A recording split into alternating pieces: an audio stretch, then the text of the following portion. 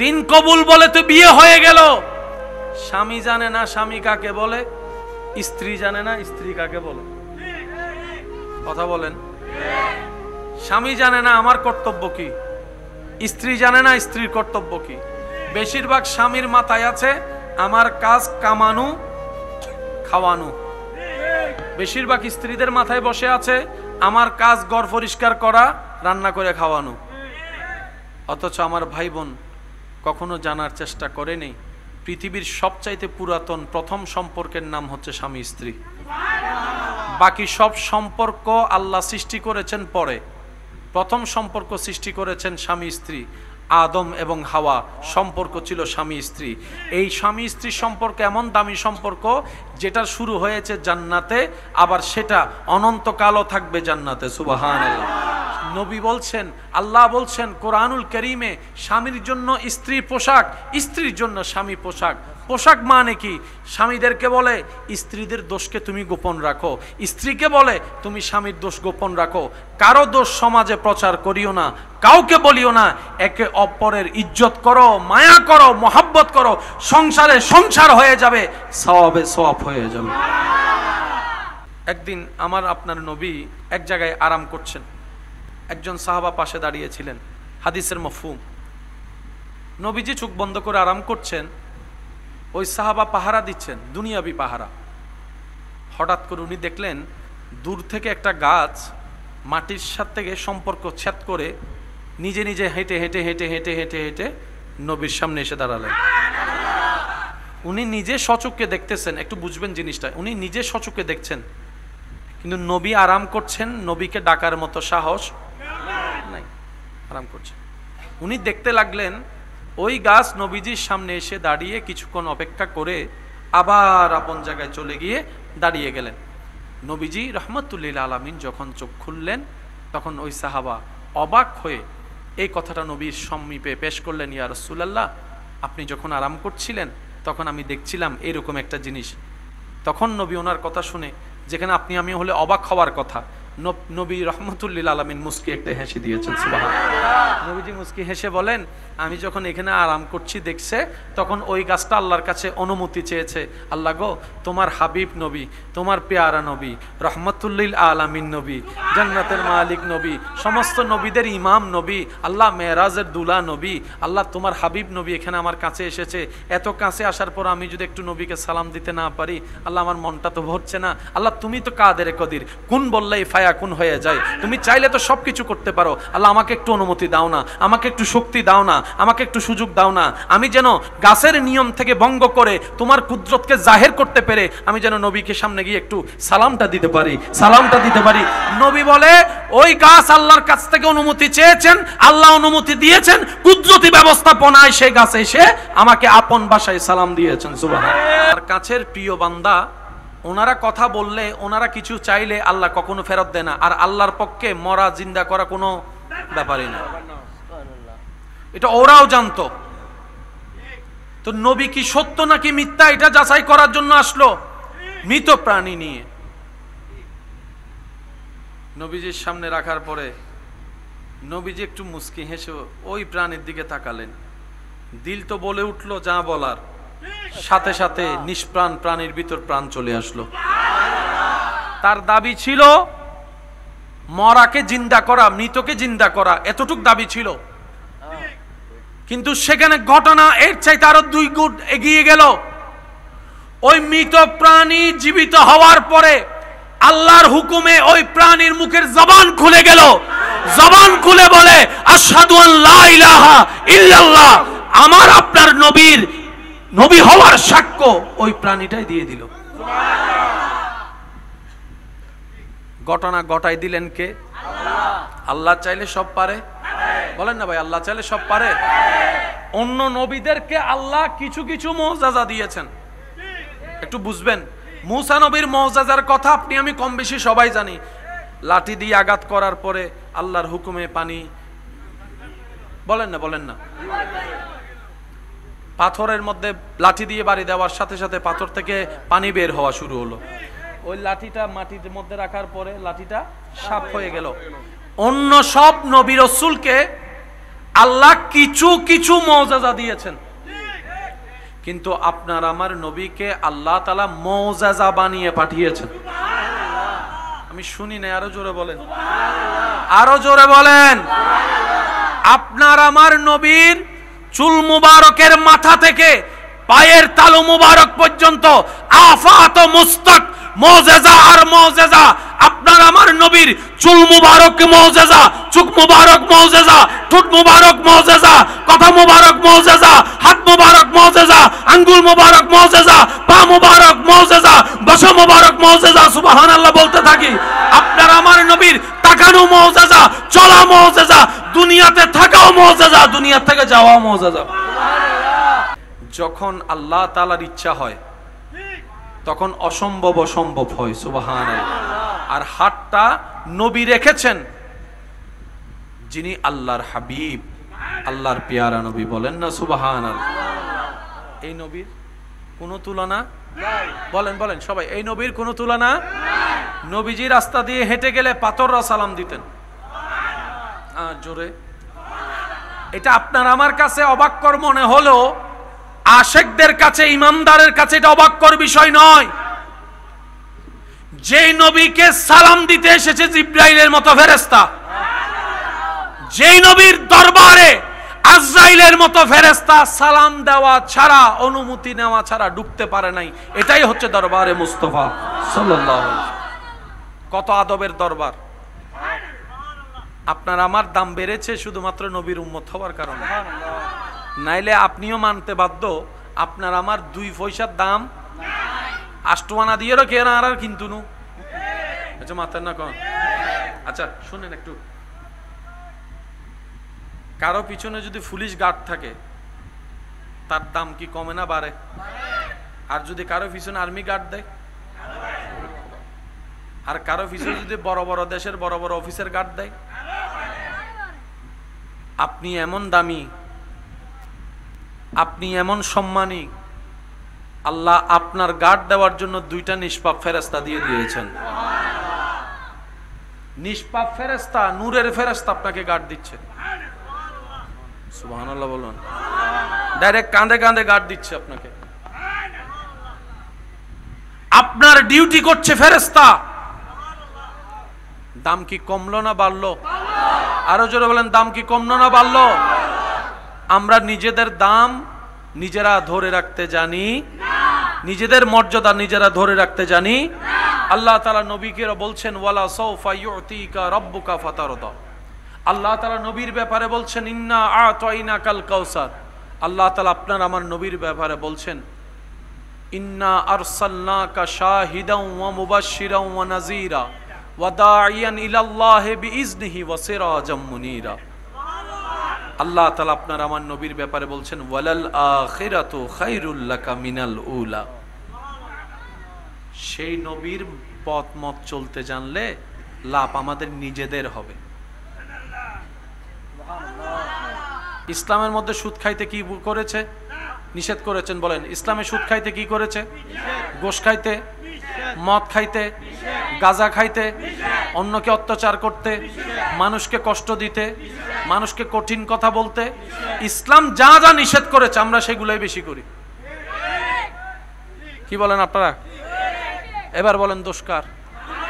আল্লাহ যদি জাহান্নামে দেয় আমাদেরকে, আমরা নিজেদের দোষে। ইসলাম কত সুন্দর। সম্পত্তি বন্টনের ব্যাপারে দেশীয় আইন আছে না নাই? কিন্তু ইসলামের ফরায়েজও, ইসলামের মধ্যে ফরায়েজও, আমরা বেশিরভাগ মানুষ ফরায়েজ দিয়ে সম্পত্তি বন্টন করতে জানি না, যার কারণে বরকত হারাই ফেলি। বছরে একবার সম্পদের নির্দিষ্ট পরিমাণের উপর কি দিতে হয়? যাকাত। যাকাত দিলে সম্পদ পবিত্র হয়। সুবহানাল্লাহ। যাকাত দিলে সম্পদ কি হয়? পবিত্র হয়। পবিত্র হয় মানে আপনার সম্পদে বরকত হবে, আপনার পরবর্তী প্রজন্ম আরো ডবল সম্পদের মালিক হবে। এটা একটা ট্যাক্স যেটা আল্লাহর কাছে জমা থাকে।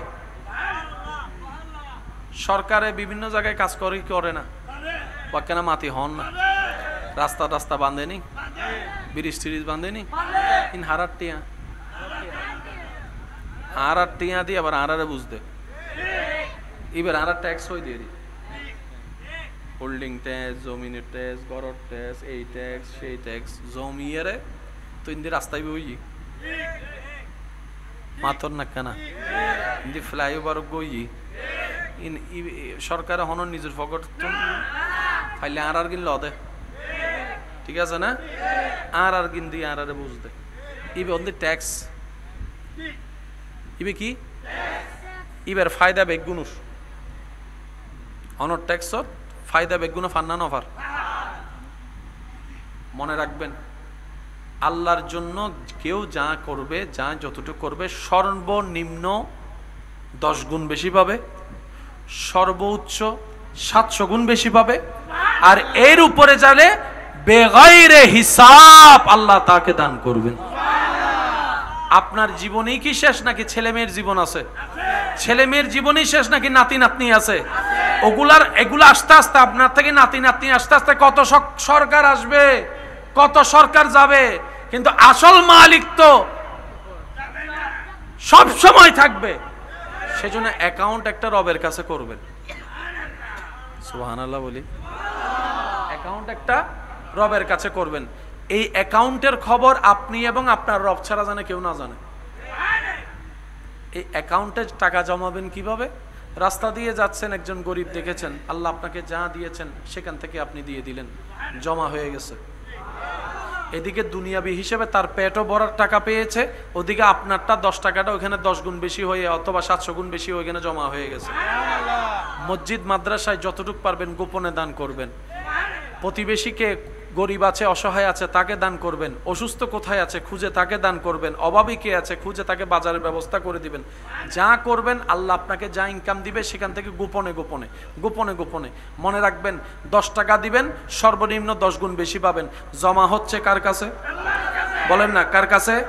আর আল্লাহ তাআলার একটা বিধান, আল্লাহ এবং রসুলের একটা নিয়ম হচ্ছে কারো ধার রাখে না। সুবহানাল্লাহ জোরে। আল্লাহ এবং রসুল কারো ধার রাখে না, বাকি জিনিস রাখে না। যে আল্লাহর জন্য করবে আল্লাহ তার জন্য তার চাইতে বেশি করে। এখন জমা হচ্ছে কার কাছে? বলেন সবাই কার কাছে? এবার আল্লাহ তাআলা আপনাকে দুনিয়াতেও দিবেন, এটার বিনিময় আখিরাতেও দিবেন। শুধু তাই নয়, আপনার পরবর্তী প্রজন্মের ভিতরেও আল্লাহ তাআলা সেই রিজিক ব্যবস্থা করে দিবেন। সুবহানাল্লাহ। তো সন্তান পেলে তো বাবা এমনি খুশি হয়, নাতিরা পেলে তো দাদা নানা এমনি খুশি হয়। তা আপনি যদি চান তারা পাক, পরবর্তী প্রজন্ম পাক, তাহলে আপনাকে কিছু কিছু কাজ গোপনে আল্লাহর জন্য করতে হবে। আমরা কি এই নিয়মগুলো মেনে চলার চেষ্টা করতে পারবো ইনশাআল্লাহ? আর একটু মহাব্বতের আওয়াজে আল্লাহ তাআলা আমাদের সবাইকে নেক আমলের সাথী হয়ে থাকার তৌফিক দান করুন। শেষ ভালো যার, বলেন বলেন সবাই বলেন, শেষ ভালো যার। আজকের এই মাহফিল থেকে আমরা অন্তত এতটুক বুঝটা নিয়ে যাব, ইসলামের যতটুক জানি অন্তত এতটুক যেন আমরা পালন করতে পারি। কি বলেন আপনারা? যতটুক জানি ততটুক যেন পালন করতে পারি, আর যা জানি না তা জানার চেষ্টা করব। আমরা তো এক লাফে আর গাছে উঠতে পারবো? একটু একটু হলো পরিবর্তন যদি করতে পারি, এই একটু একটুটাই কাল হাসরের ময়দানে বিশাল আকারের সওয়াব বানিয়ে দিবেন কে? আর একটু জোরে বলেন কে? আর আল্লাহ চাই প্রত্যেকটা বান্দা জান্নাতে যাক। রব্বুল আলামিন কোরআনের মধ্যে বলেন, ফাবি আইয়ি আলাই রাব্বিকুমা তুকাজ্জিবান।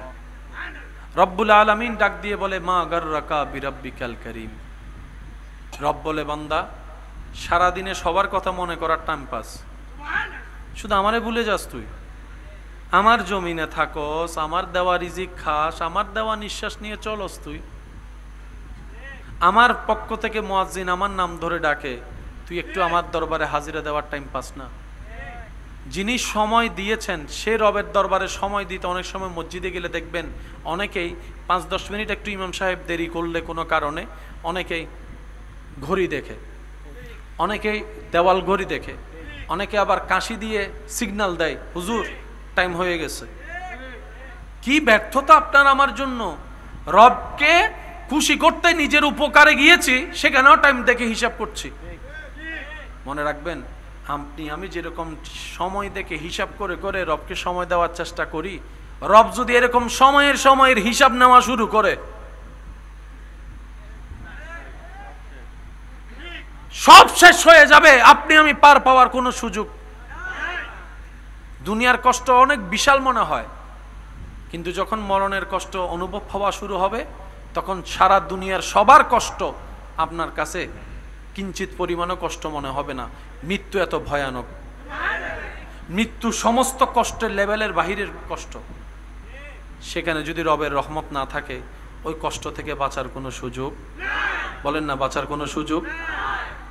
যিনি সময় দিয়েছেন, মন ভরে ওনার জন্য সময় দেন, উনি আপনার সময়ও বরকত দিবে, রিজিকে তো বরকত দিবে, হাসরের ময়দান আপনার রাস্তাও সহজ করে দিবেন। সুবহানাল্লাহ। 5 ওয়াক্ত নামাজের দরকার, বড়দেরকে সম্মান, ছোটদেরকে স্নেহ করার দরকার। আর একটু জোরে বলেন না, আছে না নাই? আজকে থেকে আপনি আমি গুনাহ থেকে বাঁচার চেষ্টা করব, সবাই বলি ইনশাআল্লাহ। যে হক পায় তাকে হক দিয়ে দেওয়ার চেষ্টা করব। জায়গা পাইলে জায়গা, টাকা পাইলে টাকা, যদি দেওয়ার সামর্থ্য না থাকে সামনাসামনি গিয়ে অন্তত মাপ চেয়ে নেবেন। কারণ দুনিয়াতে মাপ পাওয়া যত সহজ, হাসরে মাপ পাওয়া তার চাইতে 1000 গুণ বেশি কঠিন। আমরা কি রকম বোকা জানেন? আচ্ছা, টাকা ধার নিয়ে টাকা দিচ্ছি না, সে টাকা কি নিয়ে কবরে যেতে পারবো? জমিন নিয়ে জামিলা, জমিন নিয়ে কি কবরে যেতে পারবো? তো কোনো কিছু নিয়ে তো কবরে যেতে পারছি না, তো খামাখা নিজের পায়ে নিজে কোরাল মেরে লাভ কি? আপনি আমি 2 নম্বরই করে কামাইলাম, পরবর্তী প্রজন্মরা খাবে, আমি তো আর খেতে পারবো না। 5 তলা বিল্ডিং আপনি বানাইছেন, থাকতে পারবেন না, ছেলে মেয়েরা থাকবে। আর যদি ভাগ্য খারাপ হয়, সেটা এখান থেকে অনেকে ওদেরকে বের করে দিবে, অন্যরা দখল করে নিবে, তখন কি করবেন? সেজন্য জিম্মাদারিটা রাখতে হবে কার কাছে? এই যে আপনারা বলি না ইন্স্যুরেন্স, বলে না ইন্স্যুরেন্স আছে না? ইন্স্যুরেন্স মানে কি? এক কথায় বুঝেন, আপনার যদি পা ভেঙে যায়, দিবে হদেরই আর বদ্দা হর এনে দিব হদেরই, ঘুরাইতে ঘুরাইতে জোর হন না, ঘুরাইতে ঘুরাইতে এনে আয়ের এন বাবা হবুদ এখন দি ফেলার, ঠিক আছে না? কিন্তু যাতে দিবের টাইম হয় এতে নাই, আর বদ্ধকলের হতা অনুযায়ী এবেলে খেয়াল করেন। ইন্স্যুরেন্সের দরকার আছে না নাই? ইন্স্যুরেন্স করলে আল্লাহর কাছে করেন। এখানে ইন্স্যুরেন্স করলে দিতে হয়, ওখানে ইন্স্যুরেন্স করার জন্য, এখানে ইন্স্যুরেন্স করার জন্য ফর্ম পূরণ করতে হয়, ওখানে ইন্স্যুরেন্স করার জন্য নিয়ত করতে হয়। নিয়ত করলে হয়ে যাবে। আপনি শুধু আপনার ইনকামকে কয়েক ভাগে ভাগ করবেন। হালাল ইনকামকে মা বাবার জন্য রাখবেন, স্ত্রী সন্তানের জন্য রাখবেন, প্রতিবেশীদের জন্য রাখবেন, আল্লাহর রাস্তার জন্য কিছু রাখবেন। বুঝাতে পারছি কথা? আপনি যা ওখানে ইনভেস্ট করবেন, সন্তানের জন্য, স্ত্রীর জন্য, পরিবারের জন্য, মা বাবার জন্য, আত্মীয় স্বজনের জন্য, আল্লাহর রাস্তায় দিন যেগুলো ইসলামিক কাজ আছে এগুলোর জন্য, সব কিছু জমা হবে ওখানে। এবার আপনি দিচ্ছেন আপনার স্ত্রীকে, এটা আপনার স্ত্রী, কিন্তু জমা হচ্ছে ওখানে। এবার বলেন লাভ কি একটু নাকি ডবল লাভ? এদিকেও লাভ, ওদিকেও লাভ। রব বলে নাই আমাকে দে, রব বলে যে ক্ষুধার্ত কে আছে খুঁজে দেখ, আমার ক্ষুধার্ত বান্দাকে খাবার দে। কে তৃষ্ণার্ত আছে, বুকে তৃষ্ণা, খুঁজে দেখ বান্দা, আমার তৃষ্ণার্ত বান্দাকে একটু পানির ব্যবস্থা করে দেয়। একটু দেখ না তোর চোখটা খুলে, কে আছে তোর প্রতিবেশীর ভিতরে যার ঘরে কোনো বাজার নাই, একটু বাজারের ব্যবস্থা করে দে। একটু খোঁজ নে না কার চোখ থেকে পানি পড়ছে, সান্ত্বনা দেওয়ার কেউ নাই, একটু পাশে দাঁড়া, সান্ত্বনার ব্যবস্থা করে দে। বান্দারে একটু খুঁজে দেখ কে আছে অসুস্থ, একটু সেবার ব্যবস্থা কর, আমি আল্লাহ খুশি হয়ে যাব। মনে রাখ বান্দা, রব বলে মনে রাখিস বান্দা, তুই আমার বান্দার জন্য, সৃষ্টির জন্য যা করবি সব আমি রবের জন্য করা হয়ে যাবে। সুবহানাল্লাহ।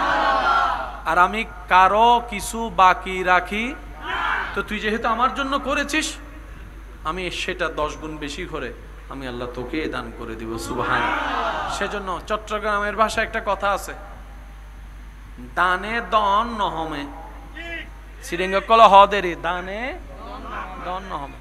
100 টিয়া তুন 50 টিয়া দিলে ফগরত দেখা যাবে যে হমি গিয়ে 50 টিয়া আছে, কিন্তু আল্লাহর রহমতের চশমা দিয়ে যেতে চাইবেন, দেবেন দে 50 বে 500 কি। সুবহানাল্লাহ। আরেকখানে আসতে হন, আরেকখানে আসতে হন। আল্লাহর জন্য করলে কখনো লস। তবে একটা কথা মনে রাখবেন, এটা একটু শুনতে মানতে কষ্ট হলেও মেনে নেওয়া দরকার। এই পৃথিবীতে যতদিন থাকবেন, যতজনের উপকার করবেন, উপকার করার আগে মনে মনে চিন্তা করবেন সে আমাকে একদিন লাথি মারবে এই সুযোগ পেলে। আপনি যারই উপকার করবেন এটা মাথায় বসায় ফেলেন, সে সুযোগ পেলে পিছনে পিঠে দ্বিধাবোধ করবে। যাকে আপনি গর্ত থেকে টেনে তুলবেন হাত দিয়ে, সে একদিন আপনাকে ল্যাং মেরে গর্তে ফেলার চেষ্টা করবেই করবে। কারণ এটা পৃথিবী, এটা দুনিয়া, এটা জান্নাত নয়। দুনিয়াতে চিরস্থায়ী সুখ বলতে কোনো শব্দ নাই, দুনিয়াতে চিরস্থায়ী শান্তি বলে কোনো শব্দ নাই। সেজন্য মুমিনরা বড় বুদ্ধিমান। মুমিনরা বলে কান্না করি আর হাসি, দুনিয়ার টাইম তো চলে যাচ্ছেই যাবে। আমি দৌড়াই আর এক জায়গায় বসে থাকি, সকাল তো রাত হবে, এটার তো শেষ আছে, ওটার তো শেষ নাই। সুতরাং এই দুনিয়ার জীবন আমি সহ্য করে, ধৈর্য ধরে, শুকরিয়া করে, কোন রকম কাটাই ফেলে ইবাদত করে, ঈমানটা ঠিক রেখে আল্লাহ তাআলা আমাকে হাসরের ময়দানে পরকালীন জীবনে এমন নিয়ামত দান করবেন যেটার কোনো শেষ নাই, সেটার কোনো শেষ নাই, যে নিয়ামতের সুখের শান্তির কোনো অভাব নাই। সুবহানাল্লাহ। বোকারা দুনিয়া নিয়ে ভাবে, বুদ্ধিমানরা আখেরাত নিয়ে ভাবে। বোকারা দুনিয়ার জমায়, বুদ্ধিমানরা আখেরাতের জমায়। এবার সিদ্ধান্ত আমাদের, বোকা হয়ে পরিচিত হব নাকি বুদ্ধিমানের পরিচয় দিব। যার যার জায়গা থেকে শেষে নিজের ভালো নিজেকে বুঝতে হবে, নিজেকে চিনতে হবে। বলছিলাম যে কথা, উপকার করতে হবে শুধুমাত্র কার খুশির জন্য। দুনিয়ার কারো থেকে থ্যাংক ইউ পাওয়ার দরকার। আপনার ঘরে যদি কোনো অসুস্থ মুরব্বী থাকে, দেখবেন আপনি নিজেই সেবা করেন, আবার ওই মুরব্বী আপনারে দোষ ধরে। আপনি ওনার প্রস্রাব পায়খানা পরিষ্কার করেন, কিন্তু উনি বকা দিল আপনারা দেয়, ঝাঁটি মারলো আপনারে মারে। তখন অনেক সময় অনেকে বলে হ্যাঁ করি লাভ কি, করে লাভ আছে। এখানে বুঝবেন না, চোখটা বন্ধ করলে বুঝবেন। সুবহানাল্লাহ। আর একটু জোরে বলেন সুবহানাল্লাহ। আর একটা কথা মনে রাখবেন, মানুষ যত বৃদ্ধ হয় তত ছোট বাচ্চা হয়। বৃদ্ধ মানুষের অভ্যাসগুলো দেখবেন ছোট বাচ্চাদের মতো জিদ করে বেশি। ছোট বাচ্চারা যেরকম একটু থেকে 19-20 হলে করে কান্না করে, মুরব্বীরা তার কান্না করতে পারে না, এটা রাগ দিয়ে দেখায়, জিদ দিয়ে দেখায়। তো সেজন্য যাদের ঘরে মুরব্বী আছে, মনে রাখবেন আল্লাহর পক্ষ থেকে আপনাদের ঘরের জন্য আলাদা একটা রহমত বরাদ্দ হয়ে আছে। সেজন্য যাদের ঘরে মুরব্বী আছে সম্মান করবেন, ধৈর্য ধরবেন। ওনারা তো ছোট বাচ্চার মতো জিদ করবে, বাঁচবে আর কয়দিন, হাঁটতেও পারে না, চলতেও পারে না, যে কোনো একটা মুহূর্তে চলে যাবে। সেবা করার চেষ্টা করবেন। ব্যস্ততা কার নাই? সবার আছে। সবারই আপন আপন জায়গায় কোনো না কোনো ব্যস্ততা। তবে আমি অনুরোধ করব, এই দুনিয়াতে থেকে একবার চলে গেলে কি আর আসা যাবে? এই দুনিয়ার যে মা বাবা পেয়েছি, সেই মা বাবা কি আর পাওয়া যাবে? স্ত্রী স্বামী কি আর পাওয়া যাবে? সন্তানদেরকে নিয়ে কি খেলা আর যাবে? এই দুনিয়ার আনন্দ নিয়ামত উপভোগ করার আর কোনো সুযোগ হবে না। সেজন্য অনুরোধ রাখবো সবার কাছে, হাজারো ব্যস্ততার ভিতরে কিছু সময় নিজের জন্য, পরিবারের জন্য বের করার চেষ্টা করবেন। কিছু সময় নিজেকে চিনার জন্য সময় দেওয়ার চেষ্টা করবেন। একাকিত্ব থাকার চেষ্টা করবেন। একাকীভাবে নিজেকে প্রশ্ন করার চেষ্টা করবেন, আমার কোন কোন দিকে কমতি আছে যেগুলো শুধরাইলে আমি আল্লাহর প্রিয় বান্দা হতে পারবো। সুবহানাল্লাহ। একটু সময় দিবেন নিজের রাগ কন্ট্রোল করার জন্য, একটু সময় দিবেন নিজের অভিযোগকে মিঠানোর জন্য, একটু সময় দিবেন নিজেকে আফসোস থেকে বের করে আনার জন্য, একটু সময় দিবেন রবের দরবারে শুকরিয়া করে রবকে খুশি করার জন্য। সুবহানাল্লাহ। দরকার আছে না নাই? কারণ সময় দাতাকে যদি আপনি খুশি করতে পারেন, সময়ে বরকত এনে দিবেন কে? আল্লাহ। আর আমাদের সবার সময়ের মধ্যে বরকতের দরকার আছে। আপনি আমি থাকলেও ইসলাম থাকবে, আপনি আমি না থাকলেও ইসলাম থাকবে। ইসলাম কখনো মানুষের ধার। মনে রাখবেন, এই ইসলাম কোনো নতুন ধর্ম নয়। এই ইসলাম শুরু হয়েছে আদম নবী থেকে, পরিপূর্ণ হয়েছে আমাদের নবীর বেলায় এসে। সুবহানাল্লাহ জোরে। পৃথিবীর সর্বপ্রথম ধর্মের নাম ইসলাম। কারণ পৃথিবীতে আদম নবীর আগে আর কেউ ছিল না। ওই আদম নবীর যেটা, সেটাই তো প্রথম। আদম নবীকে জিজ্ঞেস করেন, উনি বলবে লা ইলাহা ইল্লাল্লাহ। সুবহানাল্লাহ। ওই ইসলামের জগতে সময়ে সময়ে যুগে যুগে আল্লাহ তাআলা হিকমতে পৃথিবীর ধারে পৃথিবীর বুকে নবী রাসূলকে পাঠিয়েছেন। সেই ধারাবাহিকতায় আস্তে আস্তে আস্তে আস্তে আস্তে সবার শেষে তিনিই এসেছেন। সবার শেষে আল্লাহ ওনাকেই পাঠিয়েছেন, যিনি সমস্ত নবীদের ইমাম সরতাজ। সুবহানাল্লাহ। ভাগ্য গুণে যে নবীর উম্মতের খাতায় আপনার আমার মতো গুনাহগার উম্মতের নাম লেখা হয়েছে, সেই নবী কেমন? আল্লাহু আকবার। বাবা একটু মনোযোগ। সেই নবী যার কদম জমিনে হাত বাড়িয়ে দিলে হাত চলে যেত জান্নাতের বাগানে, যার শান সম্পর্কে কোরআন কথা বলে। পৃথিবীতে কোরআনের চাইতে দামি কোনো কিতাব? সেই কোরআন যার শান ও মান নিয়ে কথা বলে, উনি হচ্ছেন আপনার আমার নবী রাহমাতুল লিল আলামিন। আমরা বলি এত বিশাল আকাশচুম্বী সম্মান উনার। নবী এমন একজন আল্লাহর সৃষ্টি, আল্লাহর হাবিব, যাকে আল্লাহ তাআলা সবকিছুর মধ্যে সৃষ্টি জগতে সবচাইতে বেশি সম্মানিত করেছেন। তিনি আপনার আমার নবী রাহমাতুল লিল আলামিন। আপনাকে আমাকে চিনে কয়জনে? কিন্তু সৃষ্টিতে নবীকে চিনে না এমন কেউ নাই। সুবহানাল্লাহ বললে সুন্দর হবে। যারা আমার নবী রাহমাতুল লিল আলামিনের উম্মত তারা জোরে বলেন সুবহানাল্লাহ। মাশাআল্লাহ, আর একটু জোরে বলেন। আপনাকে আমাকে চিনে মাত্র 2, 3, 5 জনে। আমাদের নবীকে আসমানে চিনে, জমিনে চিনে, পাহাড়ে চিনে। আমি সুবহানাল্লাহ শুনতে পাচ্ছি না তো? হ্যাঁ, আপনার গাছে চিনে, পাথরও সালাম দিয়ে চিনার জানান দেয়। আপনার আমার নবীকে প্রথম আসমানের ফেরেশতা চিনে, দ্বিতীয় আসমানের ফেরেশতা চিনে, চতুর্থ পঞ্চম ষষ্ঠ সপ্তম সমস্ত আসমানের ফেরেশতা চিনে। চিনে তো চিনে, আপনার আমার নবীকে জান্নাতের প্রত্যেকটা রুমে চিনে, জান্নাতের প্রত্যেকটা হুরে চিনে। আপনার আমার নবীকে সমস্ত ফেরেশতাদের সর্দার জিব্রাইলে চিনে। সুবহানাল্লাহ। আপনার আমার নবীকে মিকাইল ফেরেশতা চিনে, ইসরাফিল ফেরেশতা চিনে, আজরাইল ফেরেশতা চিনে। আপনার আমার নবীকে রিদওয়ান ফেরেশতা চিনে, মালিক ফেরেশতা চিনে, আরশ বেহানকারী ফেরেশতারা চিনে। শুধু চিনে তা নয়, শুধু চিনে তা নয়, কি সৌভাগ্য আপনার আমার, কপালটা কত ভাগ্য ভালো আপনার আমার। এমন একজন নবীর উম্মতের খাতায় আল্লাহ তাআলা আপনার আমার নামকে লিপিবদ্ধ করেছেন, যেই নবীকে সৃষ্টি জগৎ শুধু চিনে না, ফেরেশতারা শুধু চিনে না, ইন্নাল্লাহা ওয়া মালাইকাতাহু ইউসাল্লুনা আলান নবী, সমস্ত ফেরেশতারাও সেই নবীর উপর দরুদ পড়ে। সুবহানাল্লাহ। শুধু চিনে না, দরুদ পড়ে। দরুদ। আপনাকে আমাকে চিনে কয়জনে? নিজের বউ তো বালা করি নো চিনে, চিহ্ন মাথা কা নিজের বউ তো বালা করি, বন্ধুও বালা করি চিনে না? চিনেতে 10 ভাগের 2 ভাগ এসে মাথাও না। 8 ভাগ তো বন্ধুর হাসও গোপন, বউর হাসও গোপন, জামাইয়ের হাসও গোপন, মা বাবার হাসও গোপন। চিনা হয় জনে। আর আজকাল তো চিনি বেললে হত ধরলে বেজ্জুত বানা হাম চলের। শুধু একখানা মানুষের হাসে পরিচিত হয়ে বেললাই। আল্লাহ আর আরে মাপ গরক মা এখানে জোরানো হইবেন না। আমাদের নবীকে সৃষ্টি জগতের সবাই চিনে।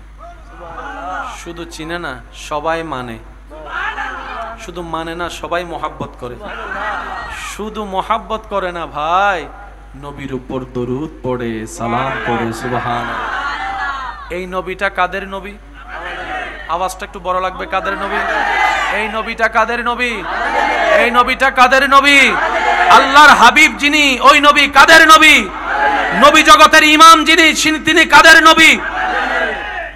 মুক্তাদিরা অন্য নবী, ইমাম হয়েছেন আমাদের নবী। আল্লাহু আকবার। কি সৌভাগ্য আমাদের, কি সৌভাগ্য। সমস্ত সৃষ্টি নবীকে চিনে। সর্বদিকে আল্লাহ পাক যাকে শ্রেষ্ঠ বানিয়েছেন, কিন্তু আমরা বুঝতে পারি না। সে বুঝার জ্ঞান আমাদের, সেই টুক পর্যন্ত যাওয়ার বুঝ আমাদের। এবার আসুন, কোরআন যার প্রশংসা করে তিনি আপনার আমার নবী রাহমাতুল লিল আলামিন। আল্লাহ যাকে বানিয়েছেন সবার আগে, পাঠিয়েছেন সবার পরে। এগুলো বুঝার মতো বিষয়, যেগুলো বুঝলে মনে বসলে আপনার ঈমান শক্ত হবে। শয়তান ঈমান চুরি করার জন্য সর্বদা প্রস্তুত। সে যেহেতু চুরি করতে প্রস্তুত, আমাদেরকে হেফাজত করার জন্য প্রস্তুত থাকতে হবে। কারণ মুসলমানের কাছে ঈমানের চাইতে দামি কোনো সম্পদ। আল্লাহু আকবার। নবী রাহমাতুল আলামিন সর্বগুণে সৃষ্টিতে আল্লাহ পাক ওনাকে গুণান্বিত করেছেন। সৌন্দর্যের ভিতরে আমাদের নবীর সাথে তুলনা দেওয়ার মতো কেউ, জ্ঞানে আপনার আমার নবীর সাথে তুলনা দেওয়ার মতো কেউ, আওয়াজে আপনার আমার নবীর সাথে তুলনা দেওয়ার মতো কেউ, সর্বদিকে এক কথাই শেষ, সর্বদিকে